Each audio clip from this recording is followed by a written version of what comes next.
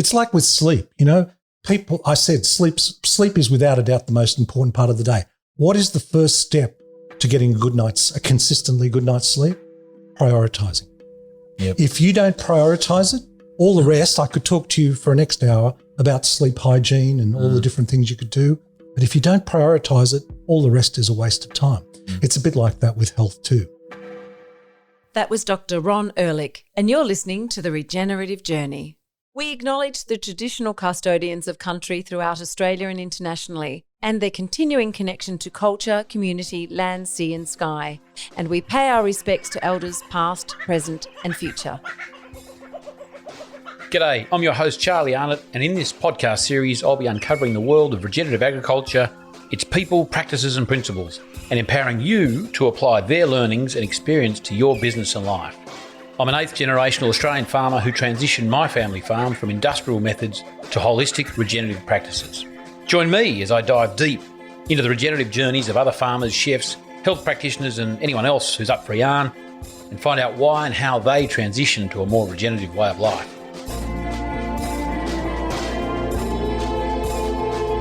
Welcome to The Regenerative Journey with Charlie Arnott. G'day, welcome back to the show. This week I'm very excited to have spoken with Dr. Ron Ehrlich, a holistic dentist and health advocate. He's a podcaster. His podcast is Unstressed, and I did an interview with him. I was interviewed by him, by Dr. Ron, on Unstressed there late last year. I can't remember what episode it was, but I really enjoyed that one. And then we started conversing, and I thought, this bloke knows his stuff. So I thought I'd better interview Ron there in Sydney, in Bronte, in his home. We talked about his life, his growing up, and what sort of got him into dentistry. He's an author as well. He's he's published a book, A Life Less Stressed. It's all about sort of health pillars and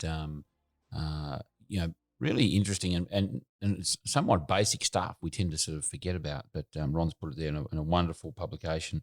His podcast, he's been doing 35 years, at least 35 years of clinical experience, and he works from and he's the operator of the Sydney Holistic Health Centre, I should say, in Sydney.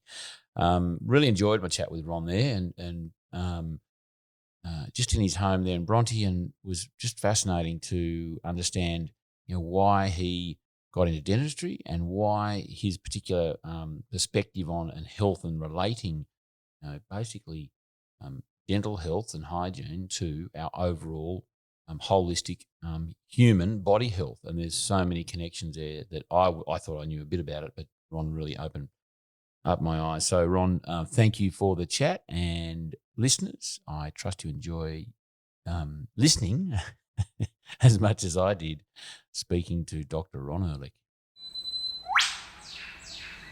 Ron, Dr. Ron, as you're fondly known, Dr. Ron Ehrlich, we're here. Welcome to the Regenerative Journey. Thanks, Charlie.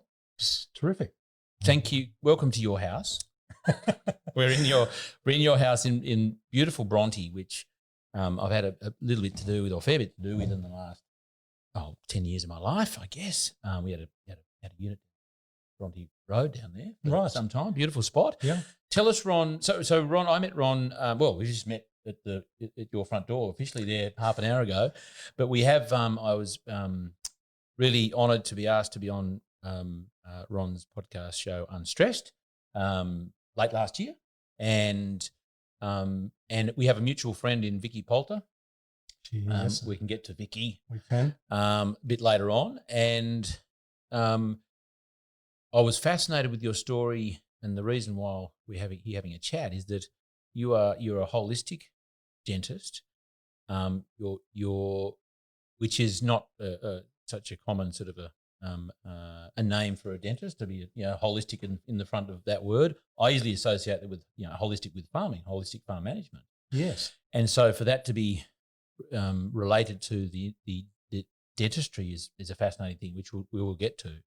But what I learned through speaking with you on your podcast was and also the days and weeks of research I did on you, was your interest in and contribution to health and wellness. So that's why you're here. If anyone's wondering, hang on, Ron's not a farmer. I'd like to be. Well, there you go. There you go. I'm an aspirational farmer. We all want to be farming. Yeah. I think that's something that most people would like to do. I think so anyway. So, Ron, that's why you're here. Well, thanks for having me, Charlie. I was very, looking forward to this, even though I only had 24 hours to look forward to it. I did spring it on That's Dr. all right. Ron. That's all right. That's but he's a fine. very accommodating sort of rooster. Ron, tell us where we are and why we're here, and maybe the significance of what we're looking at. For viewers who are watching on YouTube, you're looking at Ron's beautiful kitchen, but what we're looking at is a I might say inspiring view out there to the Pacific Ocean. Yeah, look, I've lived in Bronte for 35 years, having grown up in Bondi, and I had never come as far as Bronte. I'd never actually visited until we moved in here 35 years ago, and we lucked out. I mean, we were so lucky to be here. Be here as in this suburb. I mean, it is just magnificent. It's become incredibly trendy. I don't think I could actually afford to live here myself if I haven't got here 35 years ago, and that's a dentist speaking. You haven't got a beard either, so you're not a hipster yet. Well, Charlie, I'm looking at your beard, and mine would be much greyer than yours, but you wear it you see you've got a bit of dark hair on top, so it kind of there's that paradox. With me, it would be unequivocal. I put a Grecian 2000 rinse through my hair. No, I don't. Okay, no. Well, you're so polite not to say anything. No. Just on the beard thing though. Yes. Beard season, just a bit of a plug for those guys. Jimmy Niggles, beard season, raising funds for skin checks. Okay. And so that's why I had a bit of a trim here and there, I have to say. Is that July? But it's not too late. It's not too late. It's winter. So it's beard season being June, July, August. Okay. It used to be called winter. It's now called beard season. So Right. it's not too late, Ron. I'll certainly give it a go. It usually doesn't take more than about 3 or 4 days to show up on these. You're a werewolf like me. I am. But anyway, Sorry, I think I'll just stay with it. Well, I'll give it a go. You've inspired me, Charlie. You've inspired me. But Bronte is just amazing, and we just love it. And this kitchen is actually the nerve centre of the house. It's where I spend a lot of my time. I do all the cooking at home. And in the last 3 months, I've probably done more cooking in 3 months than I've done in the last 10 years. Kind of reminded me of how often we go out for dinner and eat out. And I just love it. I'm just enjoying so much being in this kitchen. So cooking's a great passion of mine too, as is food, as is health. So they all tie in really nicely with each other. And which we'll get to. I did notice that Ron hadn't prepared any lunch for me when I got here, but we'll get. Well, it's funny you should say that, Charlie. I've got a big pot of stock on. Have you? I have. Oh, nice. I've got a 10-litre pot of stock bubbling away as we speak, and I actually got some soup for you. So you most, if we go on for the full 8 hours, I was having a dig. You're gonna give dentists a good name if you keep this up, Ron. Be careful. Well, I hope so. I've been at it for a while. Now let's talk about that. Bronte is a beautiful part of the world, not just of Sydney, but the world. It's a special place. So, is it, apart from moving here and being here for that long, is there anything sort of significance? Has it been a source of inspiration? You've seen a lot of change. Give us a sense of why here and what we're looking at might be inspiring. It may not be inspiring. Oh no, it's totally inspiring. I mean, honestly, when I like I said, I grew up in Bondi and I hung out at Bondi Beach, and we just never walked around here, and you wouldn't drive down to Bronte unless you knew it was here. And I remember arriving here and there were no cafes anywhere, and there was a little cake shop down at the beach, and when that shut down and a cafe opened, the locals, as I now call myself after 35 years, but we all looked at it and went, who on earth is going to come down here? How will cafes or restaurants even survive? And now there are at least 20 cafes within a kilometre of my house. So it's changed incredibly. But what is so beautiful about it, and we're looking out at it, and I look out and see the sunrise every day, and it's always different. And you really get a sense of the weather and the movement of the earth. And we are so close to the city. and we're so close to Centennial Park, and yet we could be miles away. Totally. So it's a real gem. And we watched the planes when they used to be flying, fly in, but we didn't hear them. They didn't fly overhead. Yeah. So it's just magnificent. And, very happy and very inspired by it. Ron, let's talk about inspiration. I mean, the podcast is called The Regenerative Journey, and my interviewees, what I'm trying to dig for is, I guess, some lessons you've learned, some turning points in your life, and I guess opportunities for others, for our listeners to learn from you. Learn from not just, I guess. Well, the way you approach things. It might be a day-to-day thing, and it could be like a life philosophy. It could be so no pressure. Okay. So let's start. Let's start with the meaning of life. We'll just get that one knocked over first. Isn't number 46? Isn't it? Is that 42? I think 42 was it 42? You may have got the new version. No, I think it's changed. The number 42. 42. So let's start with where did it all start, and not when I say where did you all start. You grew up in Bondi, and what life were you leading? You at some point decided to be a dentist, but what was happening before that? What led you to that point? Look, I was always interested in science, and I was always into sport, and I knew I was going to do something to do with science, and the choices were medicine was one, and I could have done that, but I just didn't fancy the 60, 80-hour weeks and on call all the time.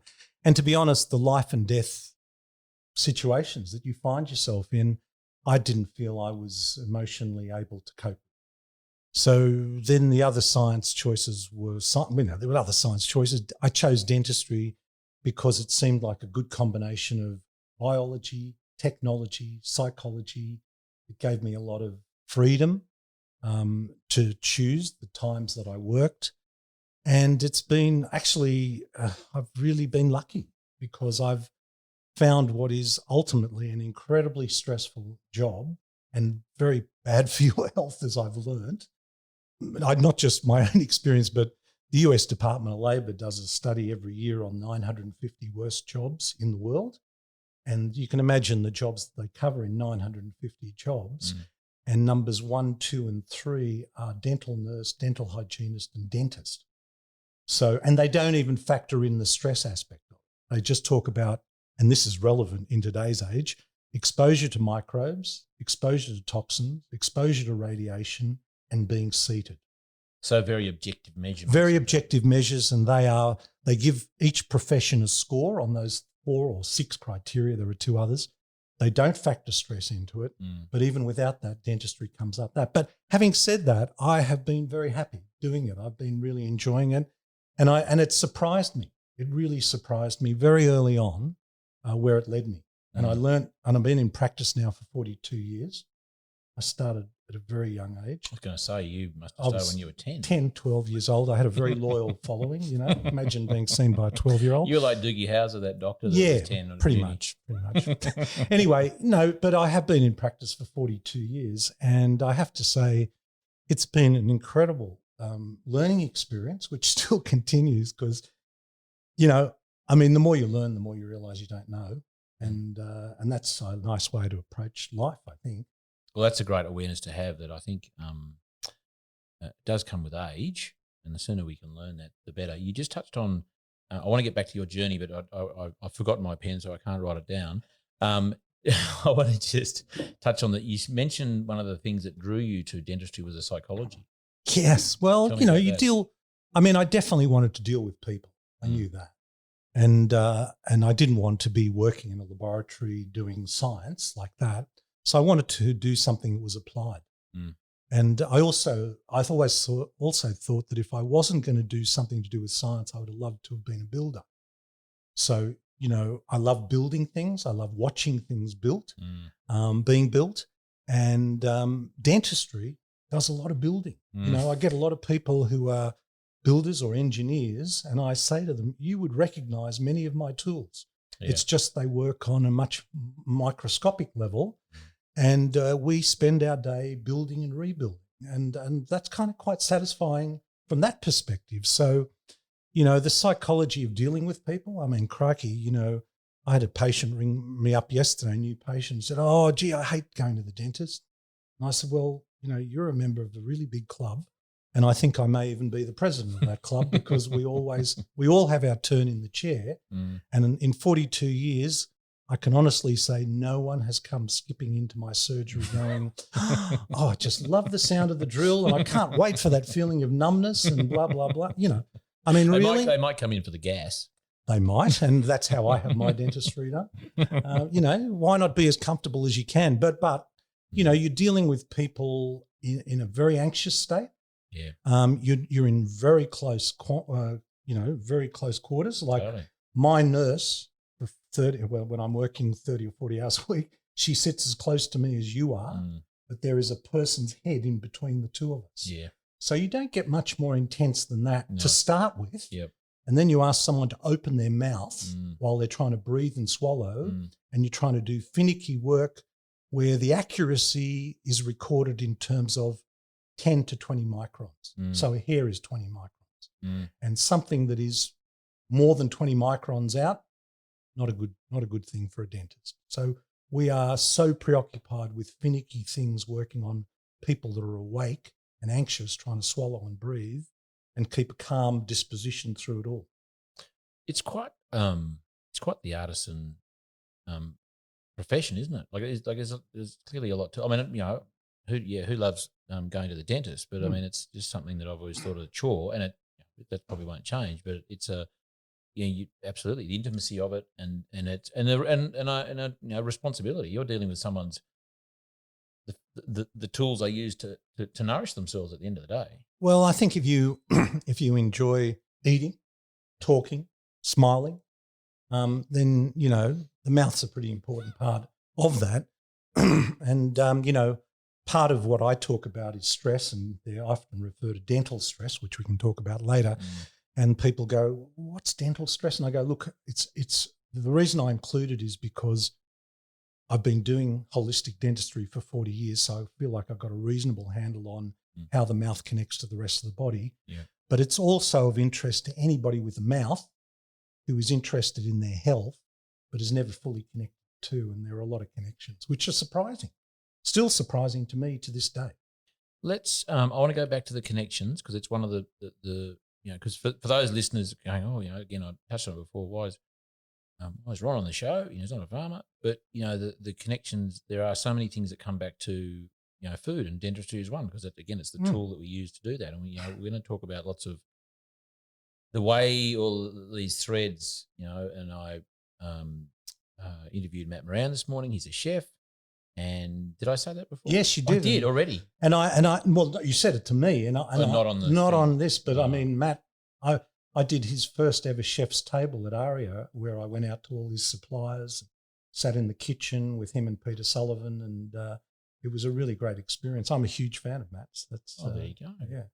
Well, he's a chef, you know, and so he's part of he's connected to food because he turns it up to 11. You know, farmers produce it. He cranks it up, and you're an eater, you know. We're all eaters. And a chef. And a chef. Oh, of course you are. Yeah. You know? Of course, in the kitchen. That's right. The soup that I'm going to taste later on, I'll give you the score on that one. But I'm interested to know at what point. So you had an interest in dentistry. Was it something that you went from school straight into there, and it was like no questions asked? That's I know what I'm going to do. Well, it was a time when you made decisions about what you were going to do right there and then. After high school, and it was a career that you knew you were going to be on. That's changed, of course. Now people have several careers in their life, and I've got a different career apart from my dentistry of podcasting and wellness programs. So I kind of am moving into a new phase in my life as well. But I did know. I did go straight in. 18, I went into uni. Finished uni at 23, went off to England and worked for 2 years, met my wife, came back. And of course, if I hadn't started my own practice by the age of 25 or 26, there was something seriously wrong with me, you know. Was that from an industry point of view or from a no, from family a parent point of from view? a parent point of view. You know, my parents were always encouraging me to get to the next level, and then I could do what I wanted to do. Yeah. So I'm just now at that point where I'm doing what I want to do 42 years later. But anyway, that's what I did. And I think one of the things that surprised me, because I thought I was just going to be filling and doing fillings and crowns and reconstruction work. And with standard dentistry work, which I do a lot of, I still do a lot of, but I kind of describe a holistic dentist as a dentist with attitude.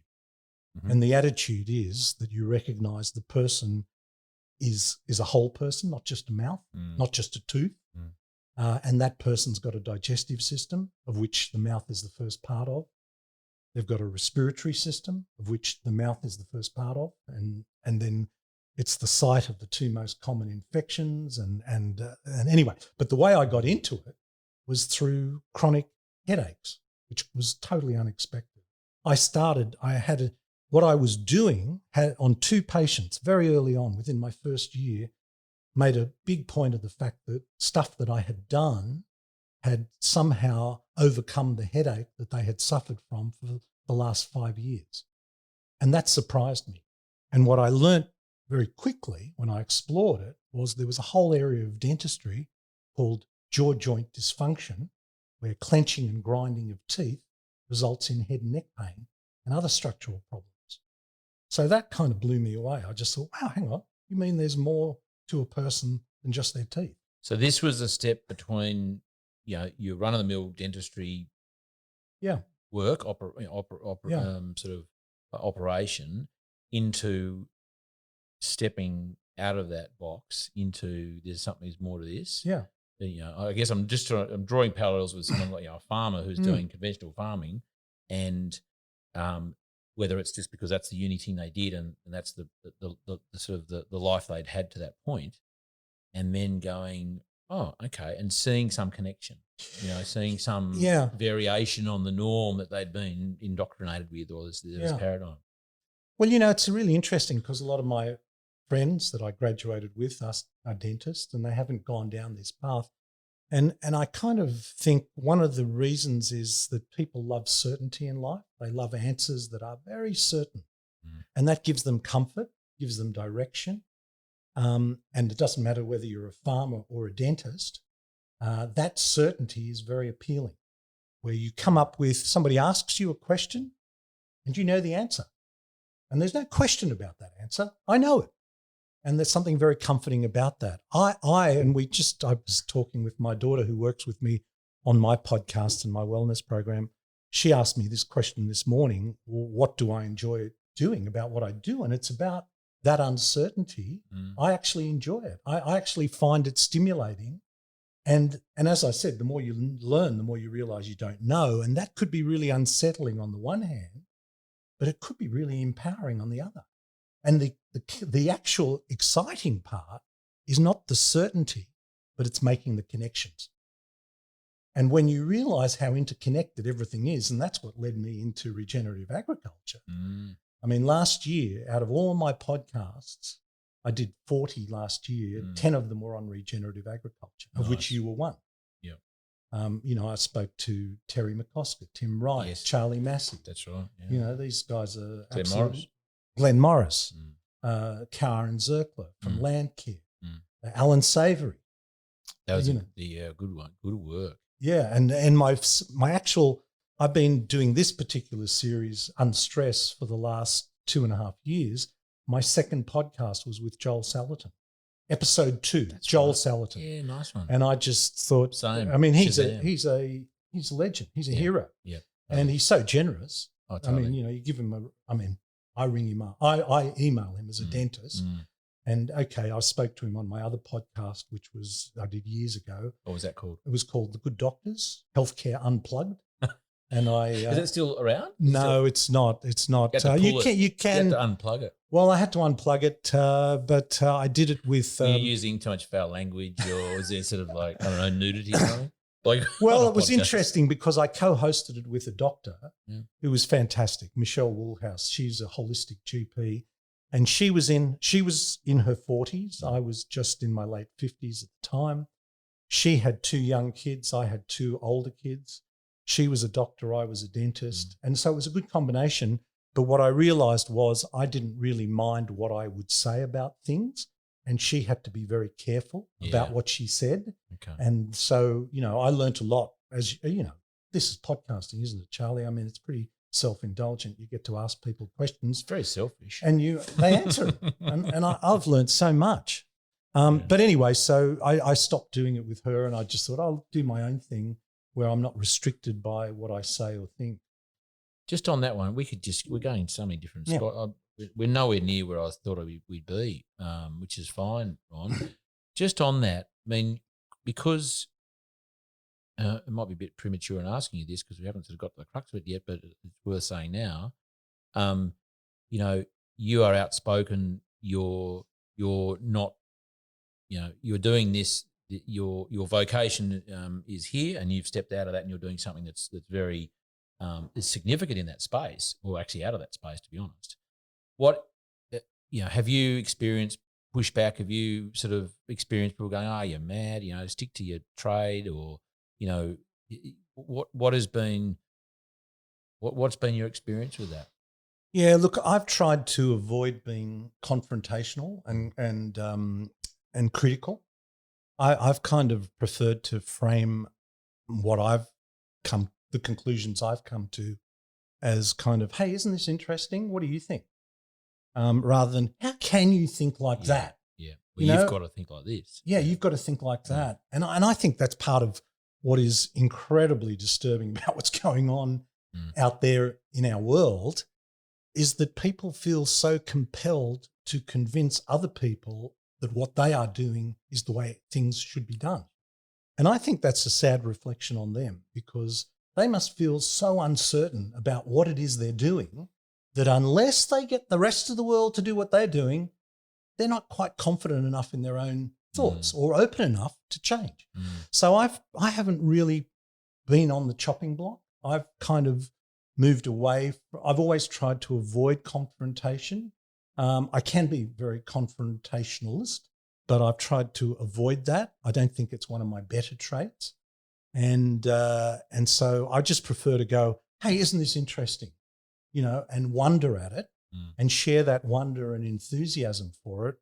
And if other people decide that that's not what they want to think about, I'm okay with that. I kind of, a long time ago, probably about 20, 25 years ago, just decided that I would, rather than be very political about things, I'd put my own house or surgery in order and look after the people that allowed me to look after them, which is a hell of a privilege, and just look after them and myself and those that I can influence. It's interesting you say that because you said a couple of things there that have resonated with me for many reasons, but one is that you might be familiar with the work of Jordan B. Peterson. And yes, of course. Yes. So chaos and order. He talks a lot about that. And you mentioned about the certainty and uncertainty. Chaos and order, and those who have got a beef with something or someone. They, as you say, they like the certainty, they like the order, and when it goes into chaos, it's they can't handle it, and that's when people get mean and they say things and they attack and all that sort of stuff. So that's an interesting thing. And also another one of his 12 habits. Rules for life, he actually calls them rules and habits, was get your house in order. Yes. Yeah. Yeah, I think that's great advice. Totally. I mean, control what you can control and what you can't. I mean, okay, observe and see how it all fits in. I mean, it is disturbing when you look around and see how polarized we have become. But I think so. I haven't really had that problem. I've had a different kind of attitude and approach to it. I'm seeing so many. I knew that would be, and it's lovely to unwrap this now on your language that is so in line with, and not surprising, with regenerative farming type language. And I know I'm keeping going back to that, and I am for a reason because you mentioned there about different words focusing on what you're in control of. That's one of the sort of the principles of. Terry McCosker might have mentioned that to you. It's one of their sort of their control what you can control. Exactly, yeah. Focus on what you're in control. I remember him saying that. And forget it. Don't forget, but just put aside. Don't worry about the stuff you can't control. So that's and these are some of the and we're getting to it. These are some of the principles that you are aware of and you are, I guess, utilising that are absolutely in parallel with what regenerative farmers are doing in terms of stepping outside the square, focusing on what they are in control of, understanding that we live in a farming situation with weather and climate, which is uncertain. So adapting to that. You would have been a good regenerative farmer, Ron. Well, it's funny you should say that, and thank you, because I'm still, hopefully when I grow up. I can see you in a pair of gummies. Well, when I grow up, maybe I will be, but I think it's interesting. Control what you can control. And a lot of people feel they can't control the weather, and they can't. But Terry said something. Elon Musk might, I think. He can do everything. Anything. But Terry said something that was amazing to me, and he said, ruminant urine is a beautiful thing, Ron. I remember. I listened to that one. Yes. And I said, gee, Terry, go on, do tell me. And he said, well, it's got plant growth hormone, and that stimulates plant growth, but it also stimulates an organism in the soil called Pseudomonas syringae, and I didn't get that right. I had to ring him back afterwards to make sure I got that correct. Pseudomonas syringae, which floats up into the atmosphere and sees rain. So you might think you can't control the weather, but you can help it along a little bit. I mean, I was just showing you that article that was in the Herald this morning where they had land clearing in northern New South Wales, and on one side of the photo was nothing and on the other side was forest. And you kind of think, if it rains, what's going to happen on both sides of that fence? Well, we know, obviously the water's going to run off and take soil with it. And the water's going to go in on the other side. So I can't control the weather. Well, yeah, you can't, but you can control what the weather does with your land. Yes. And also that's to some degree. No, totally. And there's a couple of things in there. I mean, there's you might be aware of a practice of, phenomena of radionics, and there's sort of, it's about tapping into the frequencies of landscape and so on. And there are some apparatus, very crudely made, that can tap into the earth breathing. I don't want to get too much into it. This is the science of biodynamics. It sort of sits beside biodynamics in a way. Yeah. It's a bit more mechanical. And it deals a bit more with substance, but also with natural cycles and functions. The other one there that I was going to touch on, I've forgotten about because I was rabbiting on about the radionics. No, that's it. No, the rain. So back to the Terry Koskarism of focus on what you can control. In this drought we've just been through, and farmers are screaming out for rain, and then it rains. And what does it do? The rain hits the ground, it goes sideways, takes soil, and they've been praying for this rain, and they get 5, 10, 20% of what landed. And what regenerative farmers do, and and I'm not making that definition to make anyone better or worse than anyone else. It's just a different style, a different approach, different attitude. Is I can't control when it's going to rain, but when it does, I can control to some extent how I use that or utilise that rain, falling on there, staying on the ground, being absorbed, high organic matter, grow grass. Yep. Well, Graham Reese is another a good mate of mine, and I spoke to him as well. And Graham said something else that was incredible. He said when it rains in a land that the soil's really baked on, it can take 10 to 20 minutes or something for it to absorb an inch into the soil. And in the process, you lose a lot of water and a lot of soil. Whereas in a really rich organic pasture or land, it will absorb within 10 to 30 seconds. Now that's a sponge. That's just, is that a no? I mean, is that almost a no-brainer? Am I being naive here, Charlie? Like, if a farmer heard that, why would you not explore it? I mean, I was up in northern New South Wales, and I drove down a road with Tim Wright. I'm name dropping here, but these are heroes of mine. No, we love it because the more heroes. But the more names we drop, the more we can tag them in the interview. Yes. And then thanks, Hugh. Yeah, but we were driving down this road. Oh, Hugh Jackman. Oh, yeah, there you go. Well, you already said Elon Musk, so we've got that one covered. We've got it sorted. We're not going to say the President of the United States. No, That's a we know, shocker, we don't. no, sir. Yeah. But anyway, we were driving down the road, and this was in February or March last year, the height of the drought. And so this land is exposed to the same temperatures.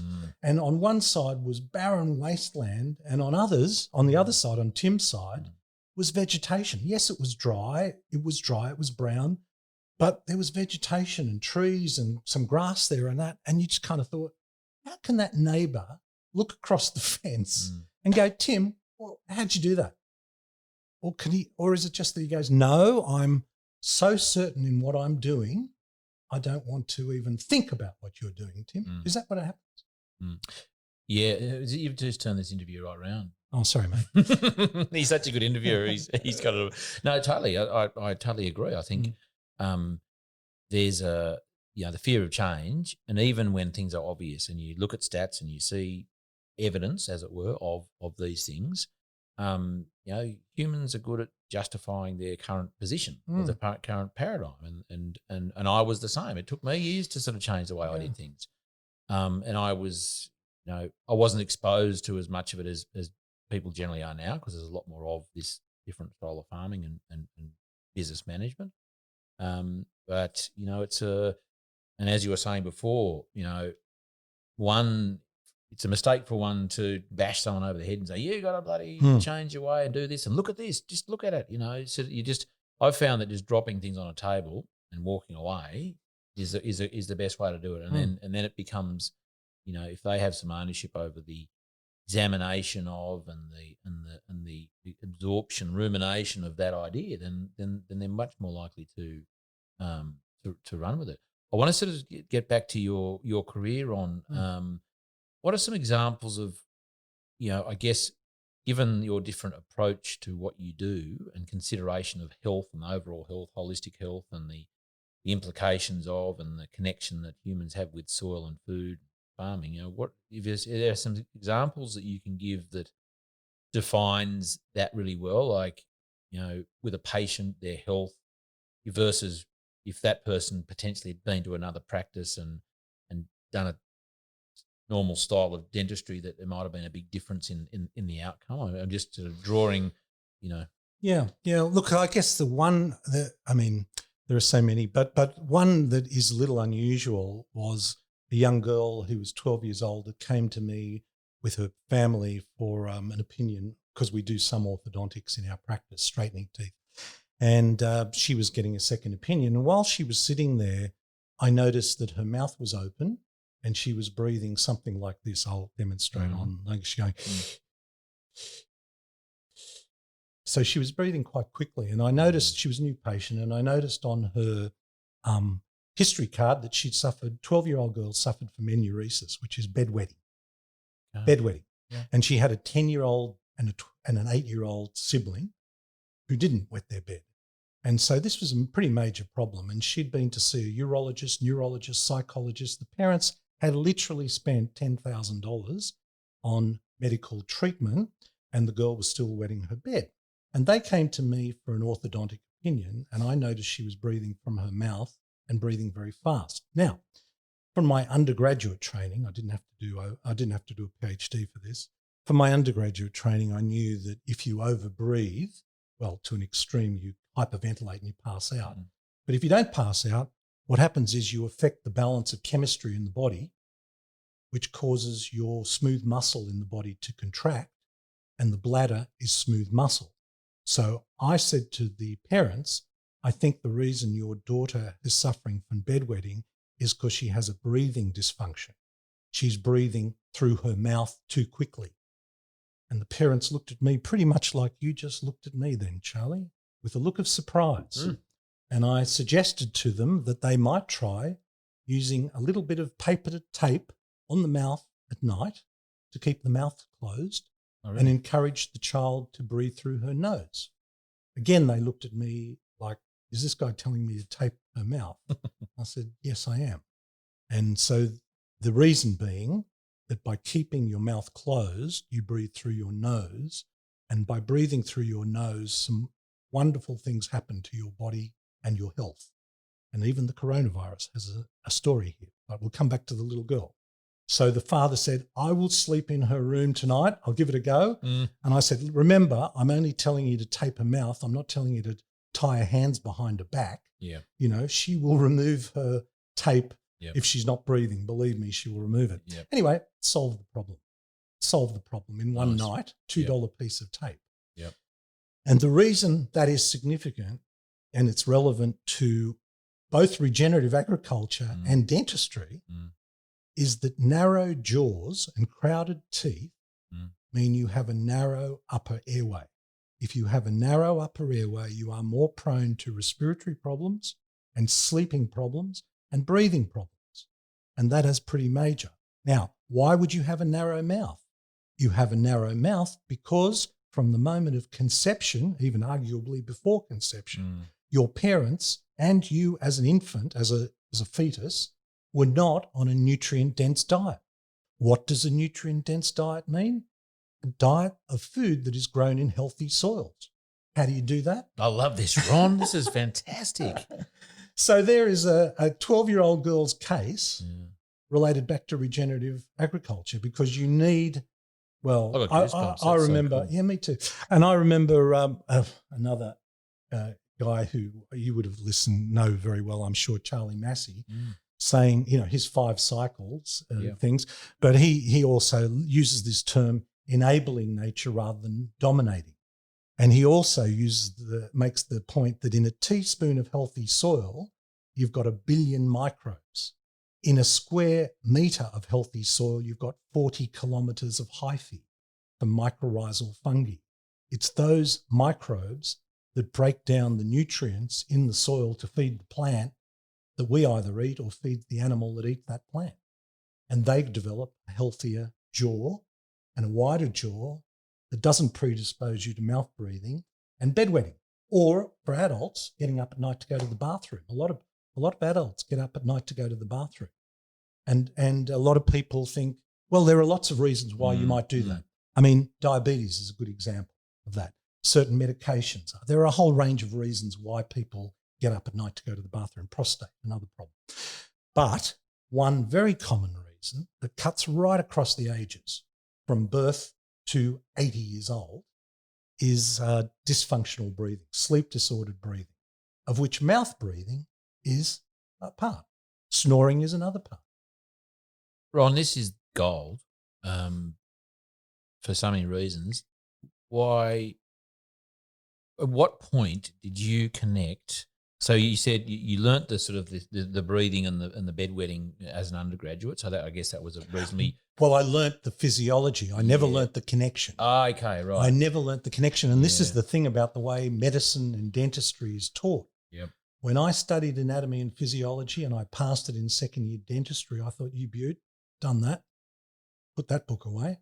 And then I'd studied biochemistry and I thought, oh my God, I got to learn all these pathways and oh God, I learned them all up by heart. Thank God I passed that. I don't have to worry about that. If biochemistry was taught with nutrition in combination with agriculture, you'd have, you know, ag science people sitting in a dental thing, you know, we'd be talking to each other. But it's not taught like that. If you learnt anatomy and physiology as part of chronic pain management or a whole range of things, it's never applied. And that's what I mean about making connections as you get older. You know, I had to say that really carefully then. But you know, just making those connections and learning that, wow, that's amazing. These things are connected. And it reminds me of my 4 years at Rural Science at Armidale University. Shout out to UNE. There's another plug. We can tap into them. But with no sincerity is that it's a science degree and we had 40 units and they pretty much all operated separately. Yeah. And there wasn't connection between soil chemistry, soil physics, and the biology. They just weren't the sort of the well-rounded collection of those ideas into, well, how does that actually work in life? You know, so at what point, Ron, did you make that connection, and what was the sort of stepping into that space and going, oh, hang on, you know, the connection here, and then hang on, oh, actually, soil's got something to do with it, and then how do you get good soil? Well, you do regenerative. I mean, when did when did your journey into regenerative agriculture or that space or understanding sort of start? Yeah.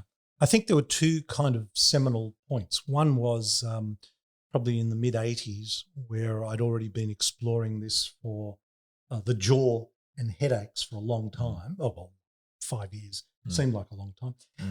And I was exploring it. And then I did this course in the States where the guy who was teaching it, he was a dentist. He said, these headaches that people experience are stress-related headaches. And everyone went, yeah, well, that's pretty well what a lot of people think. I've got a normal tension headache. Yeah. There's no such thing as a normal headache. But anyway, tension headache. It's stress-related. But what do you mean by stress? This guy came up with a model. This was probably 1983 or 4.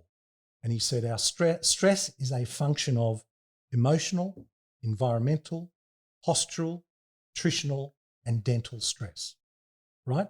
So he had this 5 stress model: emotional, environmental, postural, nutritional, and dental. I was about 30 at the time, so I certainly didn't feel qualified to even delve into emotional stress. Okay, but I recognised it. Environmental stress in the early 80s was a very new thing, and I didn't really know what they were talking about. Nutritional stress was definitely something I immersed myself in from about 1981 to the present day. So I've been into it. And postural stress was also important. So dental, postural, and nutritional was how it happened. And I evolved my knowledge in nutritional and that up until probably the early 2000s. And then in about 2005, I was giving a talk, and there were 2 people in the audience, Vicky and Tim Poulter. And you mentioned UNE, so the name McClymont is a very well-known name. And Vicky's family name is McClymont. Her father, Bill McClymont's a legend up there. So Vicky was listening to my talk about stress and all of this, and she came up to me afterwards and said, we must get together. There's a whole area of holistic land management that you would find fascinating. And I did. And I realised that Vicky and Tim taught me or introduced me to the fact that actually, there's this thing called holistic land management, just as there is holistic healthcare, and they actually have an awful lot in common. And so that just was a whole journey. And she's introduced me. I mean, she's an amazing networker. And she's been a really major force in my life and my development in this area. So since probably 2005 or 6, and then we formed a new organisation called Nourishing Australia, which is a not-for-profit organisation dedicated to healthy soils, healthy plants, healthy animals, healthy food, healthy people, healthy planet. And, so that's really, and the more you learn, I mean, at the same time, the microbiome was becoming a really fashionable word to hear about in health. We always have had, and this is the Charlie Massey idea of enabling or dominating. As health practitioners, we've only had one relationship with microbes, and that is to totally dominate. And the last 15 or 20 years has been about enabling, finding the balance. So there's a lot of similarities between the gut microbiome, the oral microbiome, and the soil microbiome. And the similarity is that the more diverse they are, the healthier they are, and the more resilient they are. That's true across all 3: mouth, gut, soil. The more diverse, the more healthy, the more resilient. And so, when you start making connections like that, you just, and like, again, other one, I mean, I can give you the highlights of some of these shows, Charlie, because they are very much part of my thinking. When Alan Savory, who is a legend to many, many farmers, and people in general, he says it's not the resource that's the problem, it's the way it's managed. There needs to be a holistic context. So before any decision is made, it doesn't matter what it is, in any aspect of life, make the decision in a more holistic context. How will my decision impact on my immediate environment, on the people around me, on the planet, on the future generations. So, to hear that coming from a holistic land manager, and he also said, if you are expecting the change to come from above, you will be waiting for a long time. And I don't think he was talking about God. So putting God aside, if you're expecting it to come from government or professional organisations, you are going to be waiting a long time because they lack, they are very slow to accept new ideas. They are very protective of their own egos and reputations, and they lack common sense. And when he said that, that just so resonated with me. So that was kind of the model of stress. The 5 stressors was one turning point in the mid-80s, early 80s, which just projected me onto a path of learning, which is it's a great model. I mean, if everyone reckons stress is affecting their health, you go, oh, are you stressed? And most people go, oh, mate, am I stressed? Yeah. And okay, well, do you think stress is playing a role in your life? Yeah. Is it a good role or a bad role? Well, most people think it's not a good role. It's affecting their health. So if something's affecting your health, it helps to know what the problem is. If you're going to do something about it, you need to know what the problem is. And this structure is a great way of approaching it and reducing the stressors in your life. And it's, we then hear my tummy gurgling away there. It's the soup. See, just hanging out for the soup. I mean, we could make you a cup of broth there. I haven't eaten all day. I forgot where I was going to go there.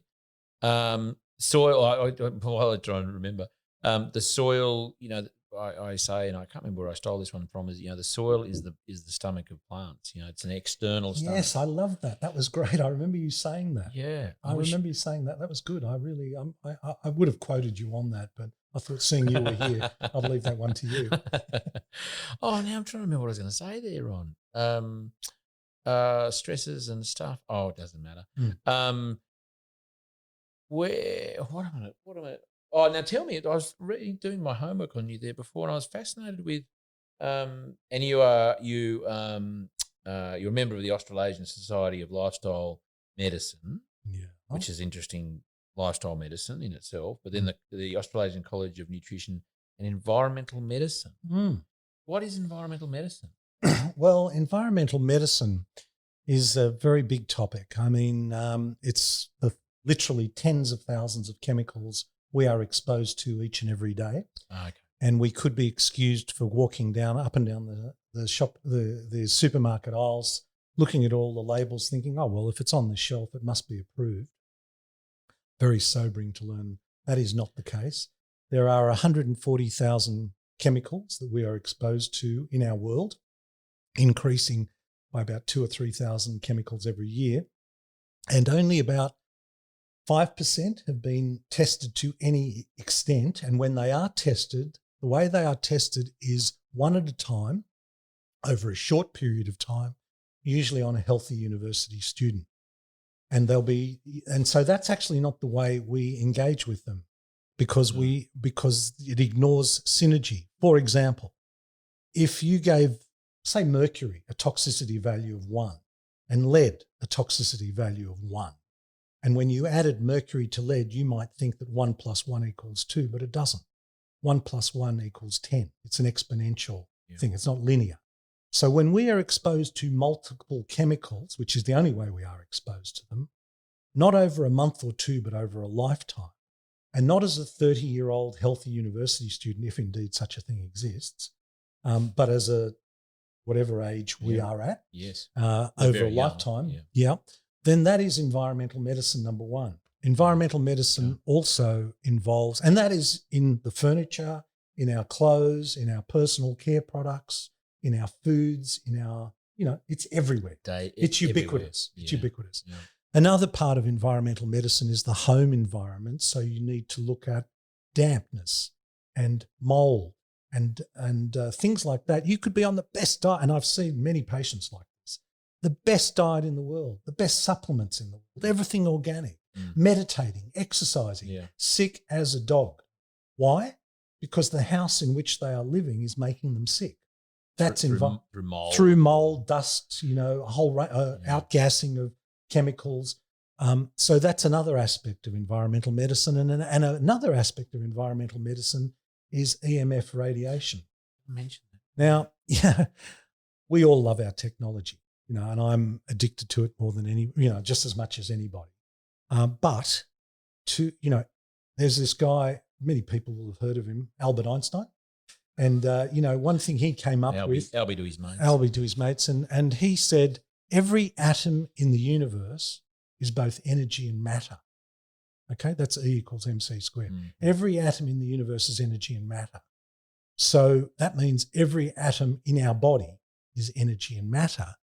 And to assume that the energy we surround ourselves with as EMF radiation does not have a biological effect is naive at the very best and negligent at the very worst. I think this whole EMF story may well unfold to be, to the 21st century, what lead in petrol and tobacco was to the 20th century.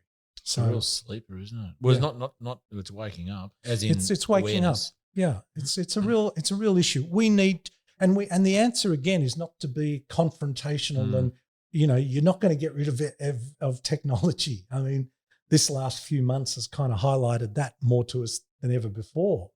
But we need to have a healthy relationship with it.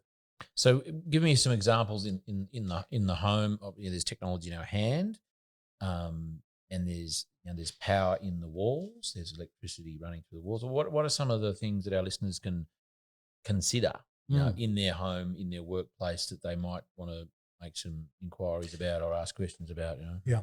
Well, I think in your bed, because that's where hopefully you spend a third of your day, and that's a whole other story. Asleep. Sleep is in my opinion, sleep is your built-in non-negotiable life support system. So, and it's free. 8 hours? 8 hours, 7 to 9 hours for 90% of the population. 7 to 9 hours is what we need. But from an environmental perspective, I think that there are several keys. One is to have all technology at least 2 meters away from your head. So this business of having your laptop on your lap in bed, wrong for many reasons. The radiation is one, but it's no time to be connecting with the world just as you're about to go to sleep and solving the world's problems or catching up with your friends or fearing of missing out on things. Not even Netflix? Not even Netflix, not on your lap, that's for sure. My wife's not going to be happy to hear that. Anyway, 2 meters away from your head, that's at least. Yeah. Dark room. You should check that your house, your room, particularly your bedroom, doesn't have mold. Sometimes it's really easy to see, but if you've had water damage in your house, then you almost certainly will have mold. And dust mites is another major factor, which the best way of doing that is just getting a really good vacuum cleaner, HEPA filter vacuum cleaner, and putting bedding out in the sun. The sun is so they're the big ones, I think. I think keeping technology away. And if your bed backs onto the fridge or the smart meter of the house, move your bed. There's a great story from a friend of a great teacher, Nicole Bilgemer, who tells the story that she had 10 miscarriages when she moved into this house and had been to see everybody about everything, and she's a naturopath. And it turned out that her house was an electromagnetic radiation nightmare, and her bed was backing onto the smart meter. And when she moved her bed, she became pregnant, and she's got now 3 healthy kids after 10 miscarriages. That's fascinating. So that's how powerful it can be. I know when we're staying in hotels, the first thing we do is disconnect all the alarms and the phones and whatever, and then pull the bed back and make sure there are no power cords underneath in that wall, or power points right there, because that's sleeping next to that. What is it? With it maybe not going into all the detail, but what is the phenomena we are energetic beings. Yeah. There's energy running through a copper wire. What's the why is that a bad thing? What's the interference, as it were? I think the kind of hard wiring of stuff is less of a problem because it's insulated. But I think when we start to go Wi-Fi, how does that happen? How does that signal get from me to you? Or through me, from you to absolutely over there. Yeah. So that is their occurrence. I mean, most people would accept you wouldn't stand in front of an X-ray machine and point it at your genitals and go, just fire away, mate. It's no problem at all. Well, that's one part of the electromagnetic spectrum. For some people, that might be quite It nice. might be, but that's part of the electromagnetic spectrum. Yeah. Well, okay, this Wi-Fi radiation isn't ionizing radiation, but it's coming down. Like if you think of the visible light spectrum, Roy Gebiv, red, orange, yellow, green, blue. I always forget Remember it. that one? There is a little saying about that too. Yeah. Anyway, Roy Gebiv. Well, and we get down to V, that's violet. We know that if we move beyond V on the electromagnetic spectrum, ultraviolet light isn't terribly good for us. So we know there are areas in that spectrum that are not good for us. So when you get up the red part, infrared is not bad. People put infrared lamps on. People get into infrared saunas. That is down that end of the spectrum. The problem with computers is that they are down the blue end. Apart from the radiation, they're also emitting a blue light, which then that blue light is down that end of the electromagnetic spectrum, which is affecting our eyes and our melatonin production. So LED lights are another example. Incandescent lights used to get hot. You remember those? Yeah. They're down the red end of the spectrum. They actually are not as bad as LED lights, which are more down the blue end of the spectrum. So what I'm saying is, and again, this gets back to confrontation. Isn't that interesting? Does that mean we have to throw out all LED lights? Does that mean we have to throw out all technology? Does that mean we have to reject it all? No, I don't think it does. But being aware of it doesn't mean we're not, being aware of it is empowering. Is there somewhere that people can go, a website that you recommend you're on, or something that that people can suss this stuff out? I mean, we're pretty aware, and we've looked into copper blankets and copper paint. I've been trying to get myself a EMF meter for a long time. There's a fellow up, David Von Payne up there in Toowoomba, the meter man. He's got so much cool stuff. Any farmers out there, he's got these biological monitoring kits. He's got bricks meters and everything. He's sort of looking into EMF stuff. But is there somewhere where you can recommend people go, okay, here's a bit of a house audit or something, that they can suss it out? Yeah, I think if you are concerned yourself as a parent, getting a building biologist to come in. A building biologist. There is a specialty. It's a 2-year, I think it's a degree course or a graduate certificate course. But anyway, it's a 2-year program of study, which makes you a building biologist. And I think building biology is worth consulting. And I think independent building biologists, not ones that are necessarily connected with a building industry that will load you up with $50,000 or $100,000 worth of remediation work, but someone who's independent, not connected, would be a good place if you were concerned about your own home. If you were a healthcare professional and you're wanting to learn more about it, the Australasian College of Nutritional and Environmental Medicine, which is ACNEM, ACNEM. That's right, yep. ACNEM, acnem.org is a good place to go. I happen to be the president of that college. But it's true. I mean, you are for a good reason. Yeah, I am for a good reason. And so that would be a good place for a healthcare professional to go. And if you were a consumer, a member of the public who wanted to educate yourself, there are many good sites. I personally think Low Tox Life is a very good place. I think Alex Stewart has done a remarkably good job at bringing it together in an accessible way. So I think lowtoxlife.com. I'm not sure if it's an AU there, but Low Tox Life, Alex Stewart. Yeah, and she's written a great book as well. So totally called Low Tox Life. So, if you all those kind of things, that's what I'd be doing. Ron, where are we going to go now? What would you? Oh, no, I want to talk about your book. Oh. This is culminating to this. We've sort of danced around all this crazy cool stuff. where can people learn more about what you've done, what to do? You've got a book. I have.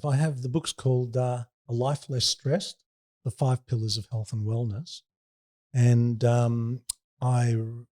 it came out in Australia in 2018, in the UK and the US in 2019, and it's coming out in Turkey in 2020. Can't wait. I hope they don't ask me to do the audio book of that one. But anyway, it's a book that I've written, and actually it's a conversation I wish I could have had with every single patient I've ever seen, because it kind of follows everything that I've been interested in. So it's a book in 3 parts. The first part is really exploring healthcare, where we're at, why health messages are so confusing and contradictory, and the role of the chemical, food and pharmaceutical industry in regulatory, in government regulations, public health policy, in all levels of healthcare, in fact. You've gone there, right? I have. Good on you. And so that's part 1 of the book. And at the end of part 1, you could either throw your hands up and go, oh my God, I don't know what to believe. Or you could say, my health's just too important to leave to anybody else. I better read on. Yep. And so the second part of the book addresses stress, which is kind of, as I said, if stress is a problem, it's good to know what that problem is. And I see it as a balancing act. Try and identify as many stresses as you can and reduce them.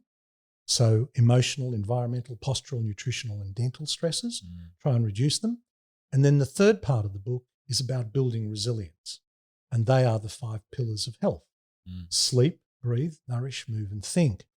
And in my opinion, as our world becomes more and more complicated, the solutions, I think, are remarkably simple and not very costly and well within everybody's reach. So the book is in those 3 parts. Nice. And the podcast really was born out of that, because as soon as I wrote my book, a lot of people, or some of my friends, said, don't have it printed, because as soon as it's printed, you'll wish you could have changed it. And so I thought, no, I do want it printed, because it's a really good calling card. It's like like a business card, But having a book that's a cool thing. Yeah. I'm very proud of it, and the fact that it's been published. I didn't have to self-publish it. It was published by Scribe in Melbourne and in the UK, so that was good. But as soon as it's written, and so that's what the podcast is about. So I just explore all the themes I cover in the podcast, which means every week I can talk to somebody else about anything else. And so it is an evolving conversation, isn't it? Because there's new science behind things, and there's other experts that have appeared on the scene, and I'm just going to. Where was that copy? Just tell a joke, Ron. Just tell a joke. Oh my God! I'm not good at stand up. This is thanks for Lee's there already. Right. Oh yeah, there it is. Hang on, there. There's for those who are on the machine of there we go. YouTube. That's great. That's great. That's a good size too. Yeah, it's Now, just we're looking at the time, Ron, and just thinking related to stress and the book in which you identify, or you're asking people, I guess, to ask better questions and, potentially acknowledge that they're not as healthy as they could be, and they might be a good idea to pick up your book and get some help, essentially. What is it? Farmers aren't good at asking for help. I'm going back to farmers, people generally, and men. But I guess I'm particularly fond of male farmers. It's a double whammy. That sounds a bit weird, doesn't it? I'm fond of male farmers. I am. Right. I'll stand behind that statement. That's okay. That they acknowledging that they may not be as healthy as they could be. That whilst farmers are very active, they're not very fit.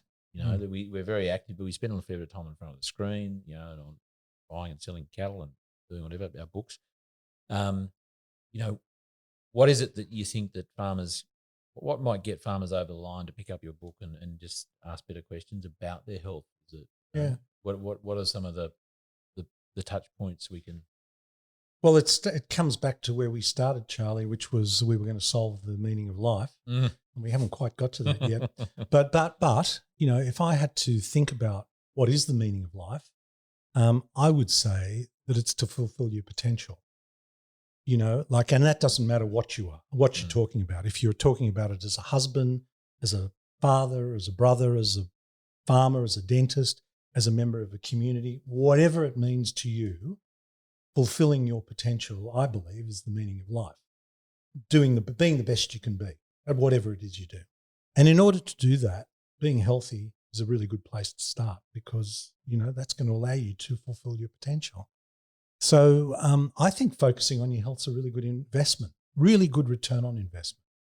And there are so many positives, physically, mentally, emotionally, I would argue financially, environmentally, that flow out of that. It's a win-win-win-win-win situation. Yeah, totally. So I think just accepting that it's like with sleep, I said sleep is without a doubt the most important part of the day. What is the first step to getting a consistently good night's sleep? Prioritizing. Yep. If you don't prioritize it, all the rest, I could talk to you for an next hour about sleep hygiene and all the different things you could do. But if you don't prioritize it, all the rest is a waste of time. It's a bit like that with health too. If you haven't accepted that it's the most important thing and that you need to be in control of it, if you're the sort of person that wants to outsource it, there is a whole world of doctors and pharmacopoeia, pharmacology, that are waiting to embrace you with open arms, just as I'm sure for farmers who couldn't be bothered changing, they could go to a chemical industry and find the latest and greatest new fertilizer, pesticide, herbicide, outsource the problem. But that's part of control what you can control. If you can control your own health to some degree, we're often reminded of how random that is. So I'm not saying it's a guarantee to a long life, but I think it's a question of quantity and quality. And while we can't guarantee the quantity, although we can hope we can, we can certainly say that you'll have a better quality of life. And so I think prioritizing your health is a really important place to start, and fulfilling your potential is a good thing to aim for. I think one of the secrets, Ron, and again, I'm talking about male farmers, and there's lots of female farmers out there, so this sort of works in a similar way, I think the secret is in the hands of the partners of the farmers, the wives who may not be doing as much stuff outside or aren't as involved, maybe not getting as exposed to chemical, that sort of thing, that sort of seeing this from the outside, literally looking at husbands and partners and so on and going, man, you're just not doing so well, are you? And having those, I was having a great conversation with Tommy Herschel yesterday about stepping up and having that difficult conversation and calling them out, and I'm not being, and it's not about being harsh and being aggressive and sort of making someone feel bad about their current thing. It's just about owning and being honest with that person and saying, you know what, and coming from a place of love and saying, I'm really concerned about you. I care about you. I want you to care about you. And the words self-love and farm, when were they ever put into one sentence? Yeah. Well, I think men, that's a whole other story about it's another podcast. Men and how we accept things, what goes on. I know in my own life, and I've been fortunate enough to just had my 35th wedding anniversary yesterday. You got married 2 days. Yeah. Again. Well, like it's serious now, Charlie. I think I have to accept it's through serious. The honeymoon. Yeah. We're through the honeymoon period, but I know that it's a constant process. Men love to solve problems, and they don't like to necessarily discuss them. And I know when something's going on in my mind, and I think I'm reasonably good at communicating. My wife will say to me, "Ron, what's wrong?" And I'll go, "No, nothing's wrong. It's fine." And honestly, and she knows I'm crawling into my cave, and it literally takes me a day or two to just be able to, in my own head, articulate what is going on. It's not that I'm trying to be anything other than I am. I just can't articulate it as well as a woman can. And I've got 2 daughters who are now 34 and 30. And I say I grew up in a household full of women. And I say that because I had my first kids when I was 30. So that's when I started to grow up, because I was surrounded in a household full of women, having grown up with my brother and my father and my mother, very male-dominant house. And girls, women are much better at playing the game of life. And we should just embrace it. I think as men, we shouldn't man up and kind of get all muscular about it. We should just sweet surrender and being able to say, I don't know what's wrong with me. Can we talk about it? Well, talk. I've got to remember that myself. My wife will listen to this and go, yeah, well, why don't you do that? Yeah. Talk, was it walk your talk, Ron? Now, talk about talking. We have talked a lot, and I can't tell you how much I've enjoyed this, Ron, because I just love the idea that I'm sitting next to a dentist, and I've had such a wonderful, not that sitting next to any other dentist would be a bad thing. I'm just saying it's just an unlikely conversation to have evolved in this situation. But you're here for that reason, because I knew you had some good stuff. And I trust that the listeners can, you guys out there, I do this podcast so that you can take some tips home. And your book is talking about taking things home. Your book is available. Where can people find it? Booktopia, if you're in Australia. Yes. I like to promote that as opposed to, you can get it on Amazon. Fish Pond if you're in New Zealand. I think Fish Pond was one of Okay, those stuff. it's also an audio book as well. So, God, if you wanted to listen to me serenade you. You've said the whole. I did. That was a whole other experience. It was. It actually, it was an interesting experience. But I'd never read it from cover to cover, and it took a few sessions to do it. But anyway, how long? How many? Well, it's a 12-hour listen, but it was a 24-hour record. Level of fluoride added to the water supply ranges from 0.7 to 1.2. Don't even get me started on that. No. You picked a thing that would say, "Oh, is he into water fluoridation?"